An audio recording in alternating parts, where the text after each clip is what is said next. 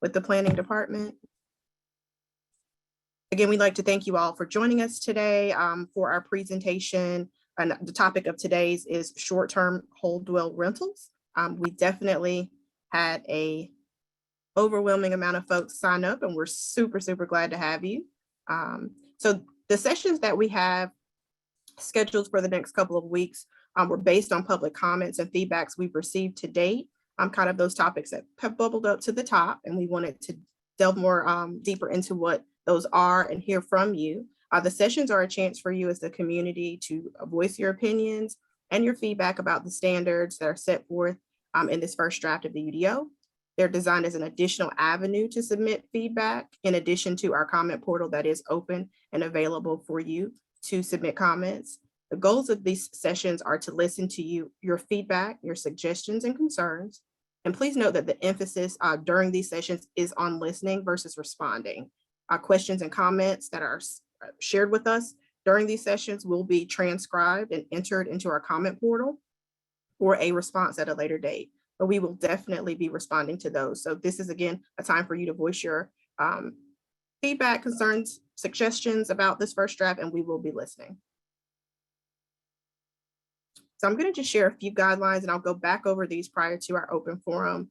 Those of you who have signed up prior to this meeting during meeting registration to speak will be called upon in the order for which you registered. Each speaker will have the floor for 90 seconds. Please note that you will receive a request from our meeting host to unmute yourself when it is your turn to speak. To maintain fairness, we will have to mute you at 90 seconds, and the next person will be called upon. And what I'll try to do, and I'll give a little bit more of this in just a few minutes, is give you a queue up for who the next person is in line. Those who did not sign up to speak during meeting registration, but you decide that you'd like to speak today, you may enter your name into the chat box to be added to a queue. And our hope is to be able to get to those folks, but we'll have to be honest. We do have a lot of people signed up today, so time permitting, we will pull you up to be able to speak. But if you'd like to speak, please put your name into the chat box and we will add you to that queue. Time permitting, we will allow you to speak. We encourage attendees to share your opinions in an honest and civil manner. Again, the emphasis today is on listening versus responding. When you present your ideas and your thoughts, if you do not get to complete it past that 90 seconds, please keep in mind our comment portal is open and available for you to add your comments there. So here you're just going to see a few key dates surrounding the UDO. It was released on October 7th. The first draft of the UDO was released on October 7th, and the comment portal for this draft is open through March 18th. Grab a pen, whatever you need.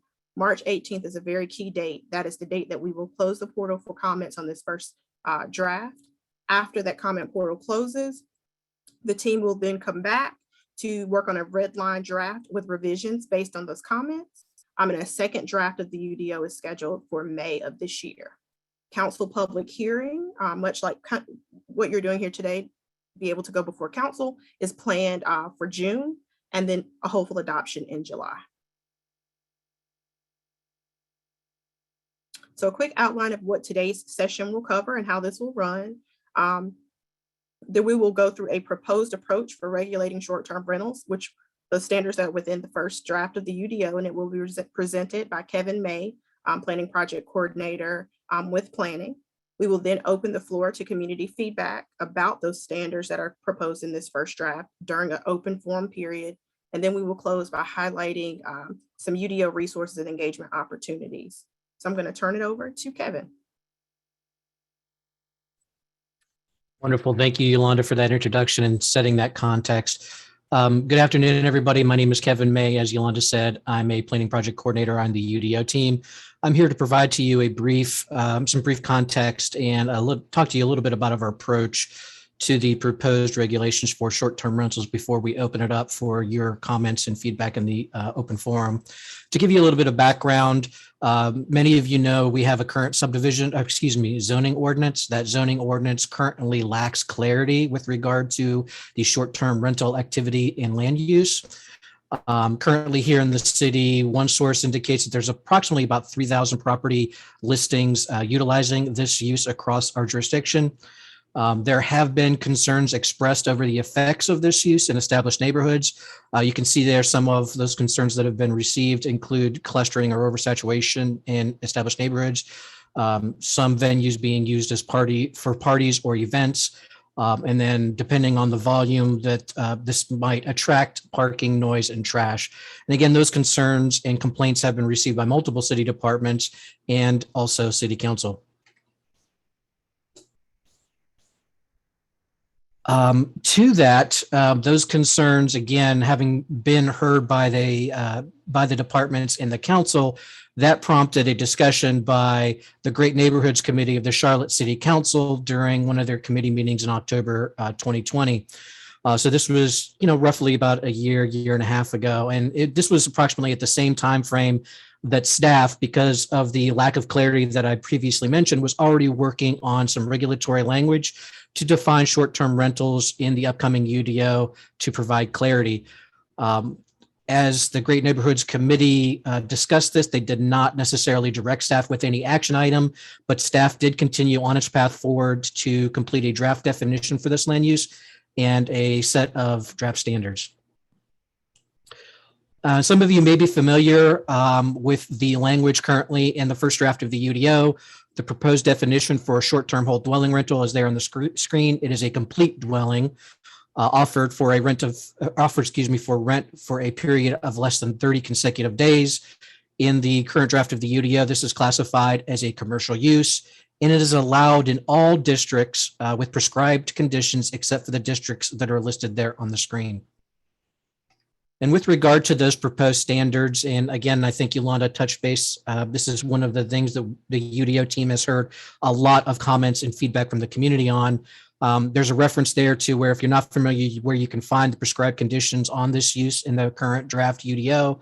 But through the entire slate of proposed standards, there's about 6 that I would say the UDO team has heard from the community with some concern. Who can obtain zoning permits for this type of use? Certainly the separation requirements. Some of you may know that is the 400-foot separation provision. The local manager provision has sparked some debate, as well as off-street parking requirements. The liability insurance provisions we've received concerns about. And then also the provision for the conspicuous posting of certain required information. In addition to those, which are kind of concerns for the kind of baked current slate of proposed standards, other concerns we've received from the community are really treatment of existing short-term rentals versus, say, new short-term rental offerings, and questions about, well, what if I'm renting just part of my house for a short-term period and not my whole dwelling? I want to emphasize 2 things. One, all of the currently proposed prescribed conditions are going to go under a thorough reexamination. And 2, nothing is set in stone yet. And that's kind of why we're going through this engagement with you is we want these standards to reflect what you guys as a community want, which is why it's important that we're here before you today to hear your feedback, to hear your comments and your concerns about what we should take under consideration as we think about the next iteration of what these standards may look like. And so with that, I'll turn it and kick it back over to Yolanda, who will get started on the open forum. Thank you, Kevin. So prior to beginning our open forum, I just we do have a couple of people who are here signed up with your phone numbers. And because of the way that this Zoom is set up, we will need to unmute you to in order to figure out who you are, so that we're sure that we do not skip you when we're calling names, because again, I'll let you guys know you will receive a request from the meeting host to unmute yourself. You're not able to do that until you receive that request. So I'm just going to call out the last 4 digits of the phone numbers that we do currently have in our participant list. You will receive a notification to unmute yourself by pressing *6. So if you don't mind pressing *6 and just giving us your first and last name, that way we know who you are and we do not skip you in this process. We're attempting to be fair. So that very first number ends in 1396, so 1396. You could press *6 and let us know who you are.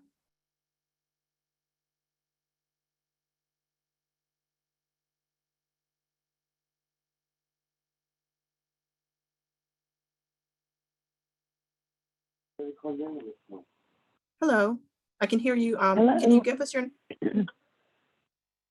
name? I'm Susan Ward. Susan Ward. Thank you, Ms. Ward. You're welcome. Now, Cal, can I be on? I don't want to. We'll I we'll unmute? mute you back. Thank you so much. Okay, and then that next number is 5736, and I think that is our. That is 5736. If you will hit *6. Okay,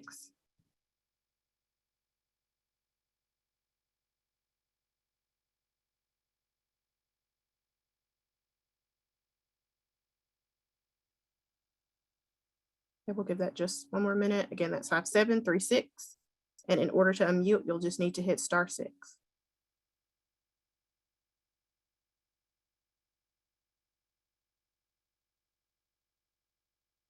And I do see a request in the chat. So what will happen is when you are called, again, in the order in which you registered, we will call you up. You will receive a notification to unmute yourself from the meeting host in order to speak. So we'll go ahead and I'm going to go quickly through those guidelines. Again, each speaker has the floor for 90 seconds. You will receive that request from the meeting host to unmute.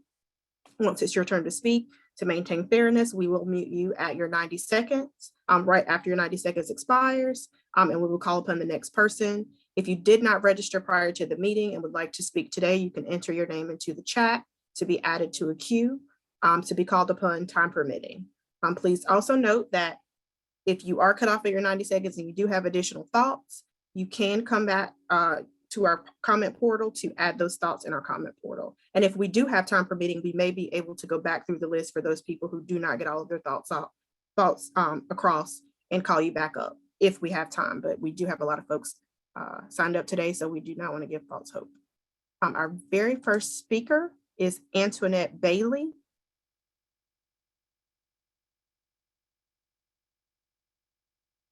Antoinette Bailey.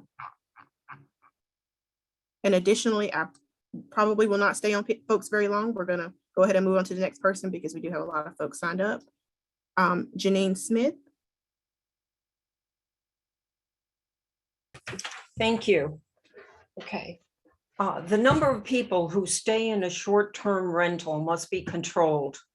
The number of people per rental impacts the nuisance and safety issues for the neighbors. The UDO regulations should limit the number of people who can be at a rental, both overnight and during the day. The number of renters should be limited to 2 per legal bedroom, legal as provided by the parcel ID building information or permitted septic system. Each person should be counted, whether an adult or a child. The number of guests that a renter can invite must be limited. Family reunions, large picnics should be restricted. The owners usually do not live nearby. It's the neighbors who have the burden of disruption and illegal activities. Asking the owners to correct problems often doesn't work. Therefore, the maximum number of overnight renters and daytime guests should be clearly stated in the permit and then posted outside and inside the rental property. A hotline for complaints should be established, helping neighbors manage difficult situations. The advertisements on Airbnb and other websites should be monitored, especially for the number of advertised renters. Violations should be strongly enforced at the county level. I speak from Thank you, Ms. experience. Smith. I hate to cut you off, but thank you for your thoughts. Terry Trifelti. Terry, Yes, I'm here. you may begin. Thank you. Short-term rental sites help to accommodate more tourists and drive new customers to business, primarily in residential areas. The economic activity that has resulted due to short-term rentals in Charlotte has helped thousands of businesses survive the pandemic as visitors spend money at restaurants, in grocery stores, or on other activities in this wonderful city. More importantly, thousands of hosts in Charlotte have been able to replace income lost due to the pandemic, helping to pay bills and contribute to their savings, myself included. Over the past 3 years, I've been able to build a community-conscious property management company focusing on short-term rentals. I've hosted many families moving to the city and families displaced due to damage in their homes. Imposing the regulations as currently written will severely impact my business, potentially putting me and my family in dire financial strain. We all understand there are negative impacts of STRs, and while some of this discourse is perhaps warranted, much of it is anecdotal or selective in its representation in the media. The fact is, peer-to-peer home rentals are not going away. I implore this committee to continue speaking with STR hosts in order to find an equitable solution that promotes positive economic, social, cultural, and community impact across this city. Thank you. Thank you. Christopher Kata? Christopher?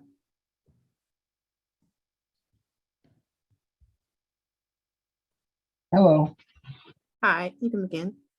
I had more questions. Is this a forum for answering questions as well? No, sir, this is for listening. However, if you do have questions, you can enter those into our comment portal for response. Okay, I have nothing more to say other than questions. Okay, thank you. Oh, Caroline Kato? Caroline? Hey there. Hi, you can begin. Hey. I actually had the same thing. I just had more specific questions to the actual process. And so I'll go ahead and put those in the portal. Thank you. Thank you very much. Thank you both. Philip Gussman. I apologize, I skipped over a person. Philip Gussman? Yes, Commissioner Gussman? Hi, how are you? You can go ahead and doing begin. well. Mostly just want to say this is exactly, I think, the forum or this listening Hey. is exactly part of what we need. Uh-oh. And I wanted to thank everyone here. I don't have a specific complaint at this point, but I do think we do have to find a happy medium or middle in order to regulate this type of activity. Can be very beneficial, and it also has some detrimental effects at times. But thank you, staff, and for everyone speaking. This is exactly what we need, I feel. Thank you, Mr. Gussman. Jason Typrin? Jason Typrin.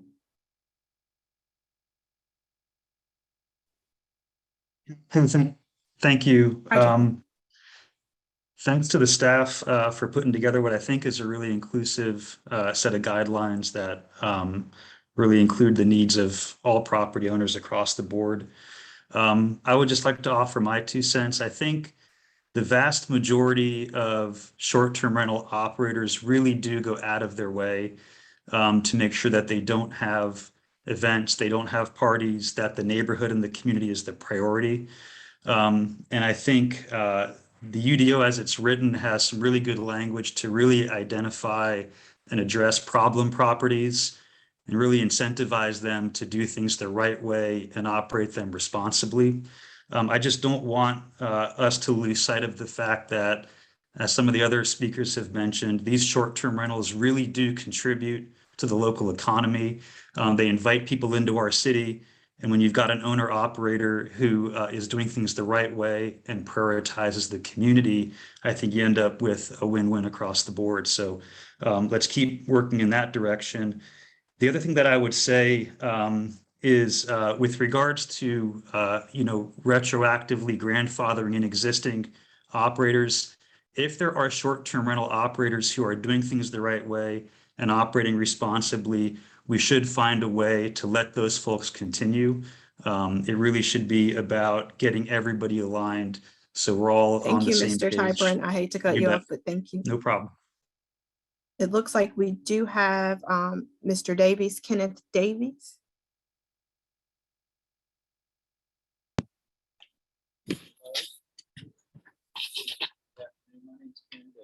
Mr. Davies, we can't hear you. I don't know if your mic is somehow covered, but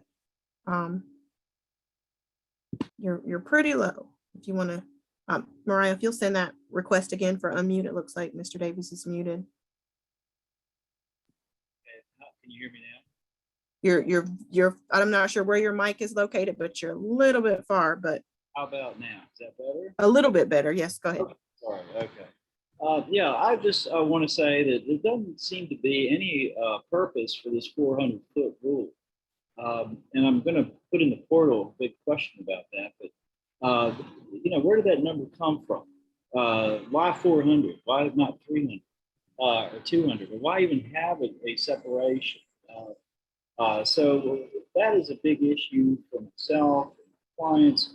And we're going to create a lot of opposition unless that is eliminated.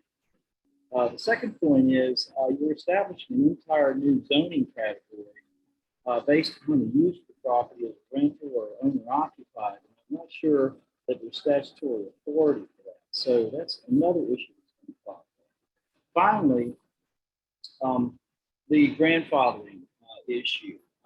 Clearly, anybody who has an existing short-term whole dwelling rental use at this point has got to be grandfathered, but I didn't see a specific clause for that in the UDO, at least in this section. Maybe you can clarify that there is a grandfathering clause and just what that is. So those are the 3 points I need to make, and I appreciate your time. Thank you very much. Thank you very much, Mr. Davies. The very next person is Miranda Moore. Miranda Moore.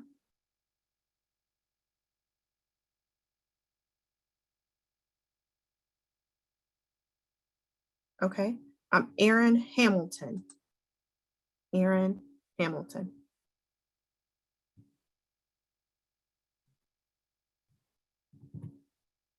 Okay, Scott Azarov. Scott Azarov.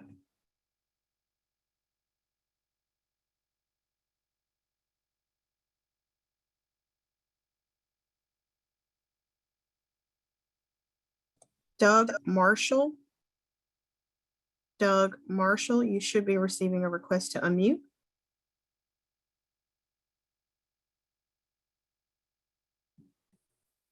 Yes, can you hear me?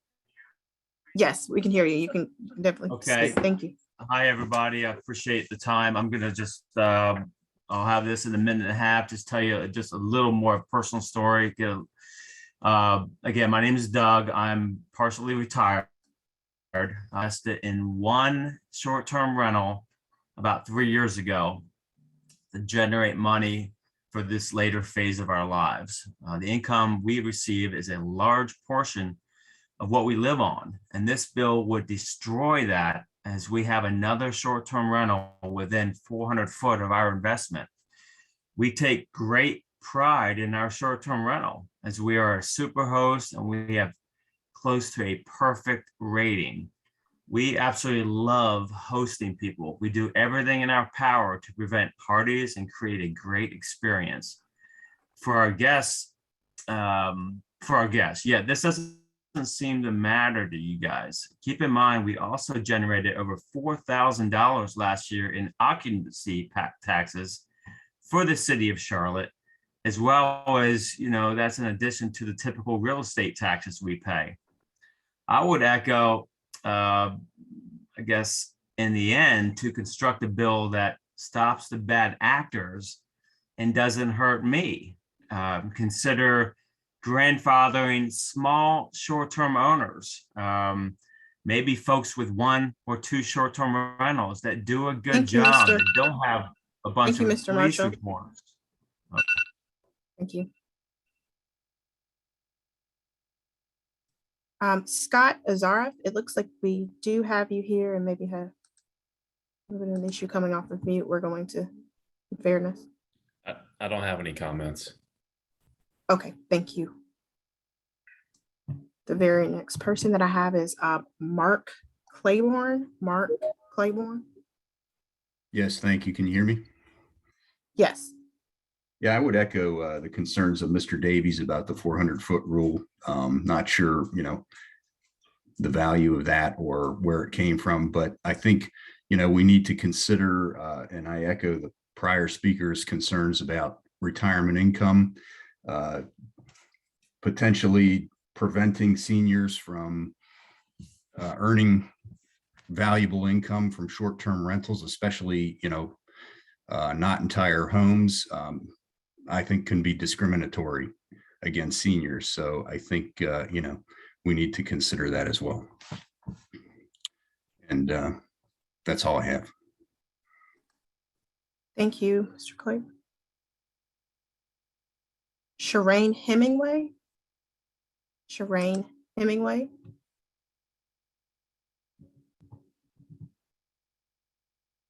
Okay. Zachary Miller. Zachary Miller. Yep, how's it going? I just have a few points. I've been a short-term rental host in the Charlotte area for 7 years, and would, I guess, like to, reiterate the income portion for myself and others. There's a lot that I do agree with these, with this, the new developments. I agree to the registration. I think that STRs registering with the city and giving them, it would keep people accountable as far as parties and everything like that go, because you do have to post a local manager and everything like that. So I think that helps. Hosts don't want parties in their in their property, so that would help everybody. Like the last speaker said, we do pay those occupancy taxes to the city. We do help local businesses, and we do help, I believe, the property value for the city in general. If there's other people that can do this, it only helps others. I myself try to be close with my neighbors. They have my personal phone number. If something is going wrong, I'm very responsive, and I would hope that other managers and owners would do the same. With the registration, I believe it weeds out short-term rentals that maybe are not up to par, and we want our city to be top of the list when people want to come and go to a good Thank rental. you, Mr. Miller. I hate to cut you off, but thank you very much for your Chan So. Chan So.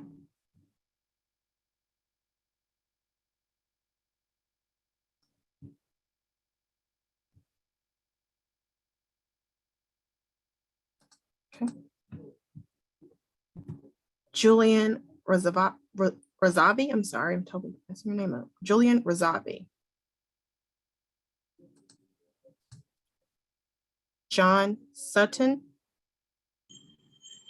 Hi, John's ill today. My name is Violet. I'm here on his behalf. Awesome.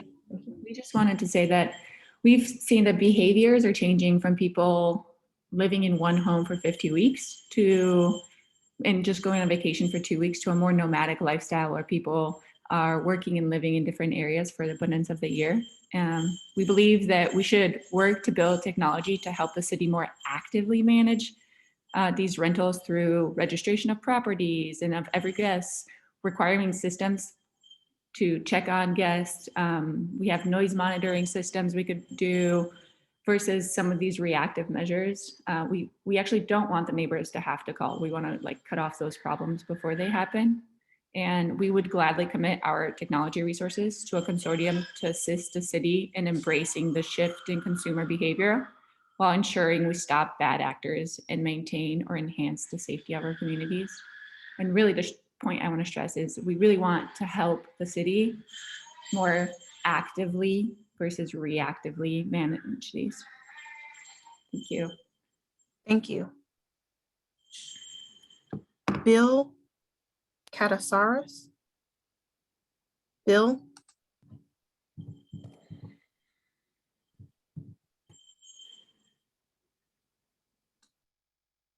Jennifer Granger. Jennifer Granger.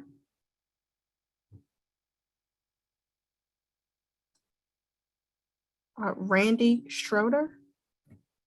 Randy. Hello. Hi. Hi, can you hear me okay? Yes, I can. You can go ahead. Okay, great. So I want to mirror what a lot of people have said on this call. I am a single woman who owns a home, and I do Airbnb in my home. And I've always been kind of an independent contractor as far as my work. So especially during the time of COVID, if I did not have the income from renting a room in my home, I would probably be one of the people that could have become homeless. So I just want that to be in people's heads and considered, as other people have spoke about on this call. that income has helped me survive.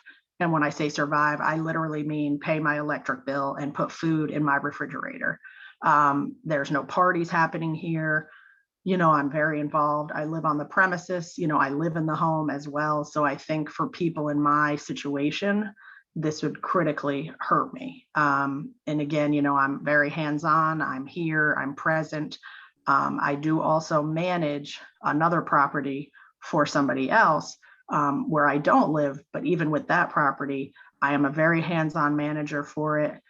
We don't allow any nonsense, like people on here have voiced. The neighbors of that property have my cell phone number. They call me anytime. I let them know when somebody's going to be checking in, checking out. I also go to the property as soon as a guest checks out. I handle any garbage. I make sure the garbage gets put out every week for the city. Thank you very much. Yep. Thank you for your time. You're welcome. Iris Yee. Iris Yee.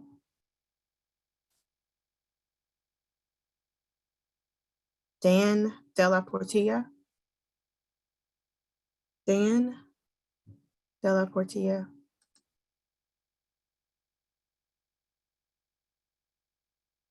Tamara Hawkins.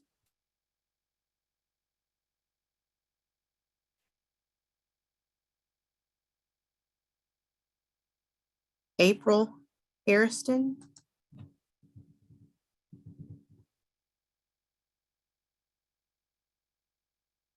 Sway Singh.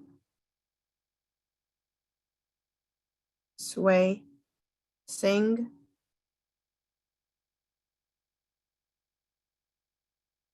Anastasia Stashko. Anastasia. Hey, good afternoon, everyone.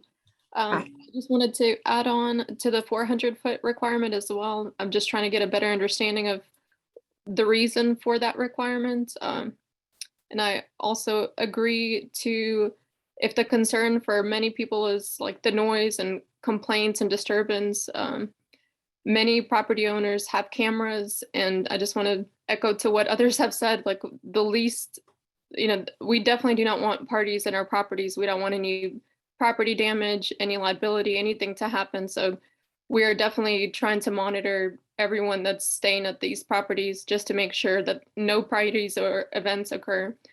So if that's the concern, definitely, I think the regulation should be around that, just making mandatory like cameras, maybe like a noise monitoring system, but just trying to understand like the 400-foot requirement. And I do like the idea of grandfathering, or maybe like a limit on the number of properties you can have. For some people only have, one or two or a couple of properties versus others have, let's say 50. That's a big difference. And just trying to regulate it a little bit more versus just completely restricting it or preventing people from having a short-term rental. Thank you. Ivan Mothershead. Hi there. Hi. I'll be brief. Two main points. One, I actually want to respond to the previous comment. Limiting property ownership increases prices for everyone. So for Charlotte, that means that rental prices will increase if we limit how many properties we can have on the rental market. More importantly, I want to voice the fact that as written, it's the owner that is punished for ordinance violations, when in fact, in some cases, it's the owner's responsibility for those violations. And in other cases, it's the renter's responsibility for those violations. I don't think owners should be punished for violations by renters. In an apartment complex, it's not the landlord that's punished if a renter is loud. It's the person renting. So I think that should be something that's considered in the current guidance and in the proposals. Thank you. Our next person is Crystal Donald. Crystal Donald.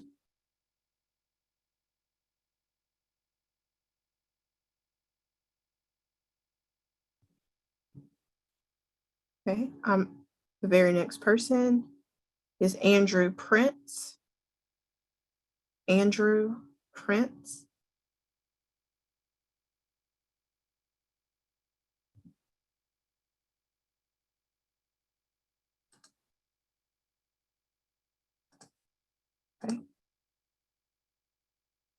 You guys are getting. Okay. When Pam? When Pam?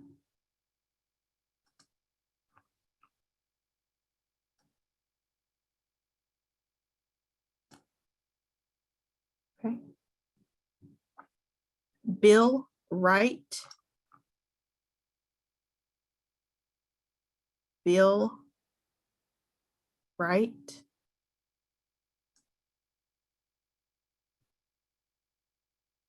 Mike Ellis. Kellis. Mike Kellis. Yes, can you hear me? Yes. Yes, the rights of full-time residents to live in a safe and peaceful neighborhood has been under attack by STRs. Section 15 does have some rules and they're very insufficient. Who's going to police STRs for compliance? Any violation should be met with significant fines and penalties. The proposed 400-foot between STRs is insufficient by a large margin. How's that number arrived at? Why is there no minimum between STRs and full-time residents who bear the brunt of all the noise? As an acoustician, my research of sound propagation indicates a proposed 400 feet is inadequate for sufficient sound drop-off to protect full-time residents from STR disturbances, which are often and many. Very strict sound policies must be put into place to protect full-time residents from STR disturbances. There should be an ordinance that states after 10 p.m. either shut it down or take it inside with closed windows. Why should full-time residents have to live with continuous disturbances? There are children in the neighborhood. What proposed ordinance will protect them from foul language from STRs? There should be an STR-specific government agency with 24/7 hotline and government-run forum for full-time residents to voice their concerns. Full-time residents are the majority, not the minority. The STRs are the minority. Why are their rights protected? And us neighbors who want to Thank quiet. you, Mr. Kellis. Thank you. Mr. Prince, Andrew Prince, we want to be sure that you were able to come off mute. I believe we do see you in the participant list and you were scheduled to speak. Yes. Just in I'm here. fairness. Yes. Awesome. Okay. You may speak. I do operate some short-term rentals. I operate 3 short-term rentals. They're basically Airbnbs, but they're extended stays exclusively. I mean, I have I have tenants that rival any kind of long-term rentals I've ever had. And so I don't understand why the biggest thing I have a problem with is the 400-foot distance between 2 short-term rentals. I mean, I have a rental and then I have an accessory dwelling unit that is also a rental, and they're definitely within 400 feet of one another. So I guess that's the thing that I have the biggest concern about in terms of short-term rentals or their acceptance or my ability to continue to operate my units as I have without any disruption to any neighbors. Or I mean, I don't even think that my neighbors know that I operate Airbnbs. I mean, I have great tenants, people that stay in my units. There's no disruption to anything. But I would hope that I can continue to operate my 2 units within, the one in the backyard of the other one, because it's not a disruption to anything. And thank you, Mr. Prince. Edward, you? Edward, you? Yeah, yeah. Can you hear me? Yes. Yeah, thank you so much for giving me this opportunity. I'm operating Airbnb for 3 years. I mean, I don't want to associate, those residents, they say partying. I mean, the majority of my guests, they're not here for partying. They're here for house hunting with the family.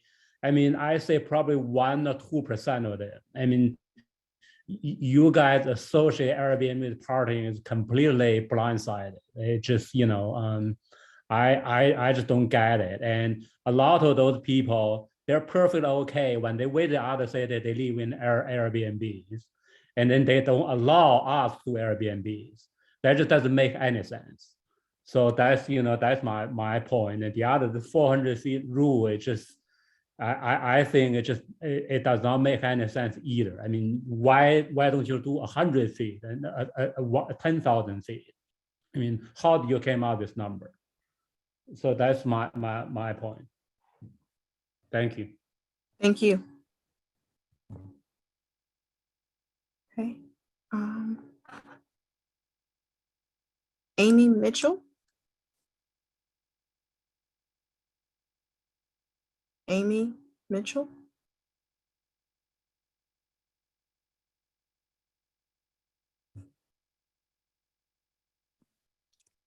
And we have moved, these are folks who signed up in the queue to speak.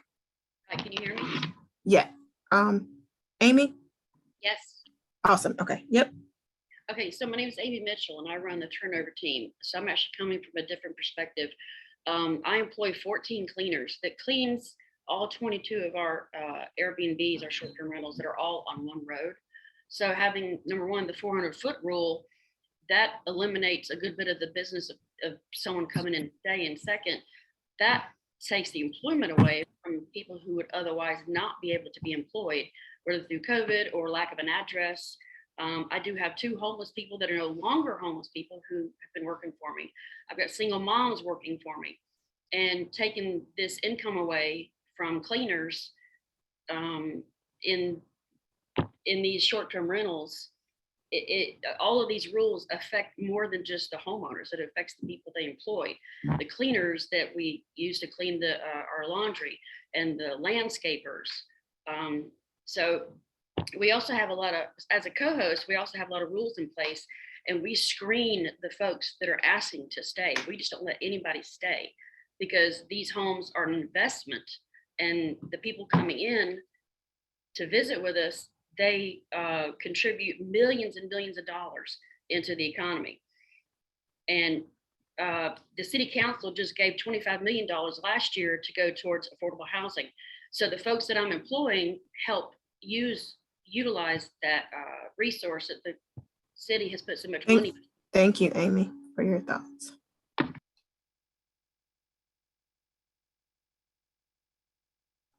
Abraham with Trifecta. Hey there.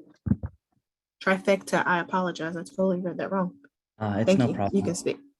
Yeah, so I'm Abram with Trifecta. We have about 22 listings around North Carolina. We've hosted over 10,000 guests. I mean, we've rarely had any problems. I do understand a lot of the concerns that a lot of the residents have, but I think modern technology solves most of those problems. We have good sensors for noise monitoring, sensors for occupancy monitoring. They alert you in real time to let you know what's going on. There's a lot of systems in place. Airbnb themselves now limit guests by age, they limit guests by location, they limit one-night stays for people that don't have primary good reviews. We've paid nearly $200,000 in taxes, to the city of Charlotte, and we employ and pay nearly $50,000 or $60,000 to our cleaners nearly every year. So I think there's a good way to do it that balances the concerns of residents while at the same time allowing a conducive environment for short-term rentals. And that's all I got to say. Thank you. Mm-hmm. Next up is Brett Ermer. Brett Ermer. Hey everyone, this is Brett Ermer. So yeah, 2 points I have is this 400-foot rule. It has no basis, and it poses a big threat to my business that's been operating for almost 2 years now. And there's been no clarity on a grandfathering provision as well, which I find very, troublesome. So, Amy Mitchell spoke about how she does a cleaning for the 22 units. So I actually developed those and I own them. And, we've been working for about 1 to 2 years now, very successfully managing these units. We've certainly had our issues with, house parties and all the other, bad actor type events that most hosts have lived through. We figured out how to remediate those, and we've been very successful ever since. So this 400-foot provision will essentially make it so of the 22 houses that I have on the street, 90% of them are not able to operate as Airbnbs, and that is a huge issue to my business, to me personally, to my investors, to the people that clean this. Like Amy said, there's serious impacts to people that have good wages, and that will no longer be the case. And the truth of the matter is, like, people don't want to stay in hotels anymore. If you have a spouse, 3 kids, and 2 dogs, do you want to spend a few days in a hotel with them? I certainly wouldn't. So Thank you, Mr. Thank you.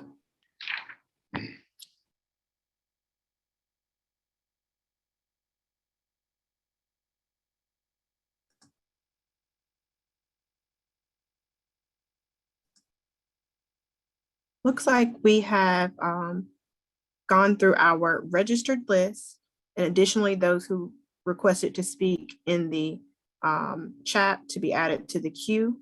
What I'd like to do is, we have been trying to keep in mind those folks that we've had to cut off. So I'd like to go back to allow you to complete your thoughts. We can give you an additional minute. So Janine Smith, I think you were the very first person that I had to cut off, and I didn't want to be the bad guy today, but do want to allow you the ability to complete your thought. No, Janine. thank you. I was able to say the main point. Okay, great. Thank you. Jason Typrin. Yeah, thank you. I'd encourage the staff to read the chats. I'm sure you are, but if there's a way to incorporate those into the feedback, that would be great. I think there's a distinction that everybody can agree with, and one is that nobody wants a problem property in their neighborhood. I don't want that in my neighborhood. I don't want that for any of the neighbors of the short-term rentals that I operate.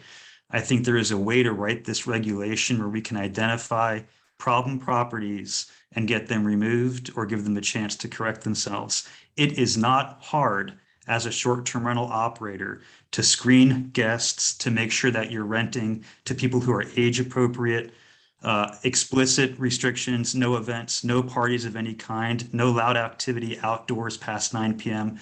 If you look at the folks who run these things the right way, they are doing all of these things. If you are 30 years old on Vrbo, you can rent my place. If you're 29, you cannot. And it is because I have a good relationship with the community and I want to do it the right way. These things can work for everybody. They can be a real asset to Charlotte. Charlotte is booming. And there is an infrastructure need for whole home vacation rentals, whether it's 2 days or 2 weeks or 2 months, it doesn't matter. We have to be able to provide that infrastructure. And then the other thing that I would say is, the problem I think we're having with the 400-foot requirement is that it is totally arbitrary and random. I would much rather live in a city where we have 2,500 short-term rentals instead of 3,000, but those 2,500 are run really, really well. They know the neighbors. They are paying attention to who they're hosting. They have real clear requirements on who can stay there and who cannot. And they're a good member of the community. So I think we need to revisit how we write the regulation so that we're really focusing on properties that are problematic and really encouraging everybody to run these things the right way. And then I think we've got a win-win across the board. Thank you. Thank you. Doug Marshall. Doug Marshall. Yes, I'll just say one last thing and echo the fact that there are great ways to eliminate parties. Okay, and one thing I do is I have 2 cameras, rings, one on my back door and one on my front door. And besides the initial screening, which is very important, and I do a very good job at that, again, have almost a perfect rating, no complaints from any guests. The camera, what you can compare who's coming in versus who was booked. And, it's just experience, is really an easy thing to do. If you see more than 4 people in my home, I can only allow 4 people. If I see more than 4 people coming in, they're getting an instant message. And I have done a great job from keeping parties and having complaints and anything to the police. So I would say, just again, there are great ways we can keep bad guests from our homes. Thank you. Thank you. Zachary Miller. I don't have Zachary any Miller. further. Thank you. Okay, thank you.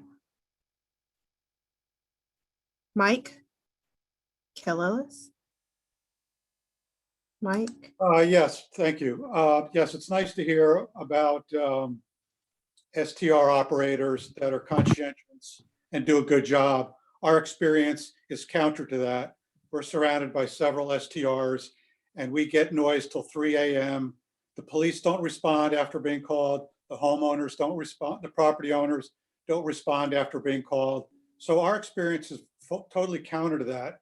And I support 400 feet or more because that will allow our neighborhoods to stay neighborhoods and not become commercial enterprises. I understand people wanting to make money. It's about the money for them.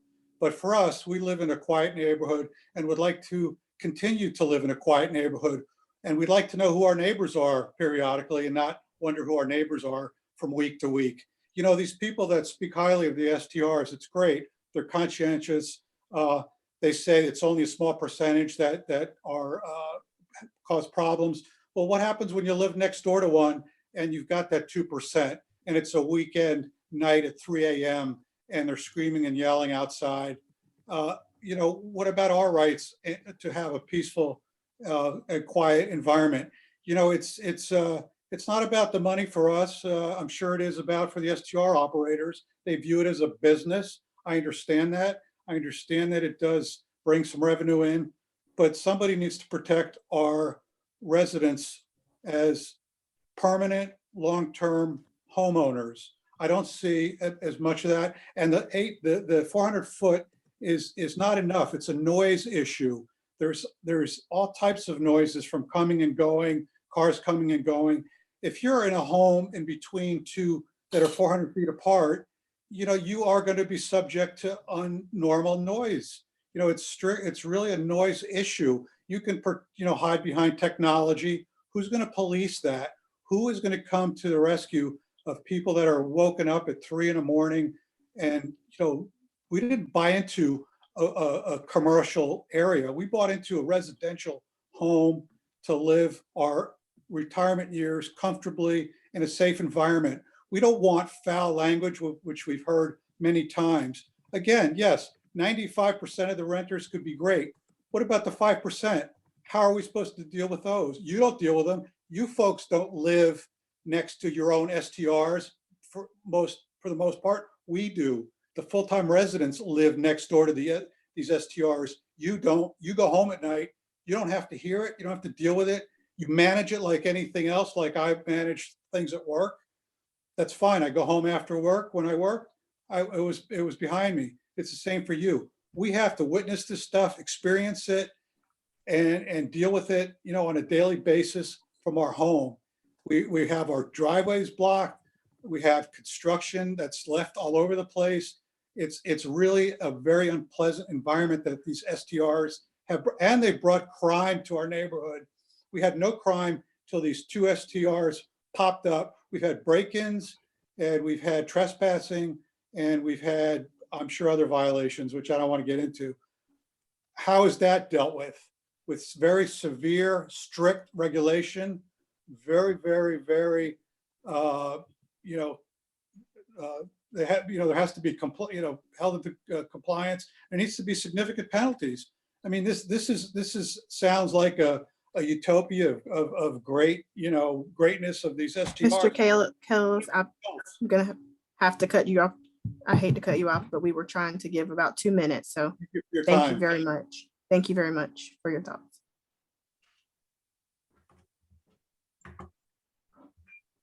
It looks like we have gone through the list of prior to meeting registrants as well as the queue, and then been able to give those folks who Unfortunately, I had to cut off a little bit of time to complete their thoughts. So we can move on to the next slide.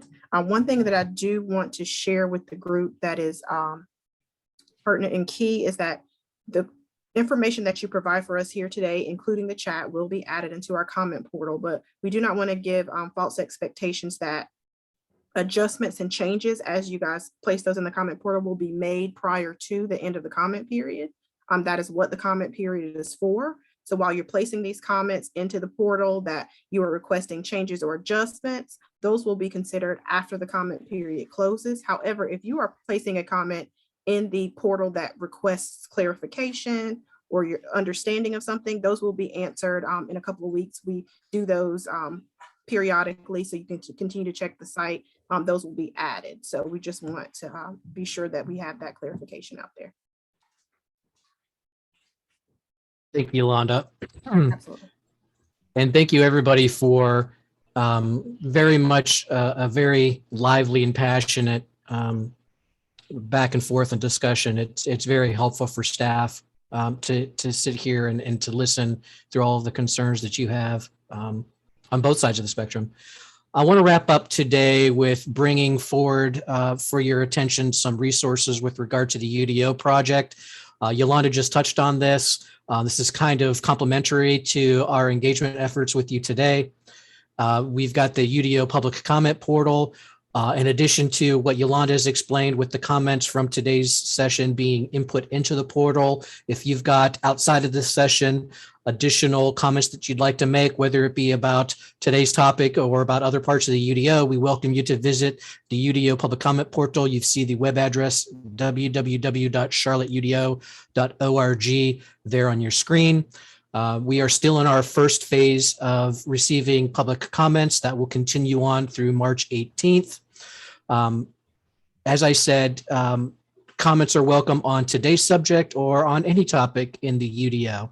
And if it's a little unclear as to how to enter your comments into the portal, there is a video tutorial available at the site to help guide you through that process. We have some additional UDO engagement opportunities. Our Thursdays with the UDO virtual listening sessions will continue. Today, obviously, we're discussing and listening short-term rentals, but next week we'll also be having a similar session on the Neighborhood 1 zoning districts, and on March 10th, some of the proposed parking standards for the UDO. Just like today, each session will be offered twice, a noon to 1 session and a 6 to 7 session. If you're interested in one of these sessions, you can register online as you did for today's session by visiting the UDO website. The meeting recordings, the slides, and the chat transcripts will be posted just as soon as they're processed. Begging for your patience. It sometimes takes us a little bit of time to get them up there, but they will be posted on our UDO website. And that closes us out for today. We very much appreciate, again, all of your comments and your feedback. For some of you, maybe we'll see you again at the this afternoon or early evenings session. And as always, thank you for being here. We appreciate it. Have a good rest of your day.